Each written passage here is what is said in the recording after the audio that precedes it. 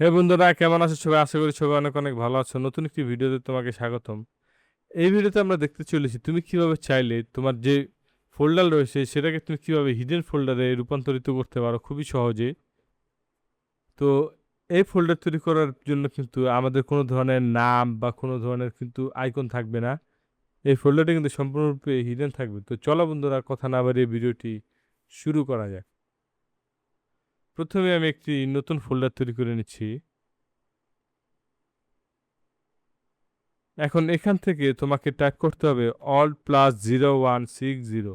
তবে এখানে একটা বিষয় তোমাকে মাথায় রাখতে হবে, তুমি যে নাম্বারটা টাইপ করবে এটা কিন্তু তোমার কিবোর্ডের উপর থেকে হলে হবে না। তোমার যে নাম্বার প্যাড রয়েছে সেখান থেকে কিন্তু তোমাকে টাইপ করতে হবে।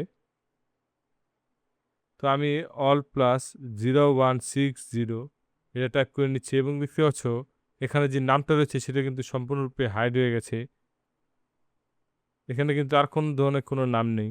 এখন আমি এখান থেকে আমার যে আইকনটা রয়েছে সেটা কিন্তু আমি এখন হাইড করে দিব, যাতে ফোল্ডারটি সম্পূর্ণরূপে হাইড হয়ে যায়। এবং আমি রাইট বাটন ক্লিক করছি, চলে যাচ্ছি প্রপার্টিসে। প্রপার্টিসে আসার পর এখানে অনেকগুলো অপশন দেখতে পাচ্ছ। এখান থেকে চলে যাব কাস্টমাইজে।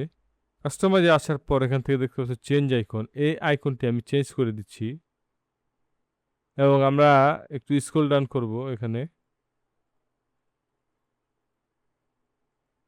এবং এই যে এমটি স্পেসটা দেখতে পাচ্ছ, এমটি যে আইকনটা এটা আমরা সিলেক্ট করে নিব এবং আমরা যদি অ্যাপ্লাই দিয়ে দিই তাহলে দেখতে পাবে আমাদের এই আইকনটি কিন্তু সম্পূর্ণরূপে হাইড হয়ে যাবে এবং আমরা কিন্তু একটি হিডেন ফোল্ডার তৈরি করতে পারবো উইন্ডোজ 10-এ।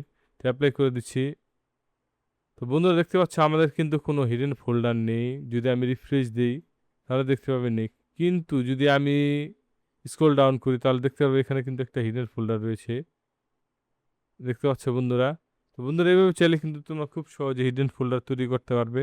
আর এরকম যদি তোমরা টিপস অ্যান্ড ট্রিক্সের ভিডিও চাও তাহলে চ্যানেলটি অবশ্যই সাবস্ক্রাইব করো এবং পাশে থাকা বেল আইকনটি ক্লিক করো। দেখা হবে পরবর্তী কোনো নতুন ভিডিওতে।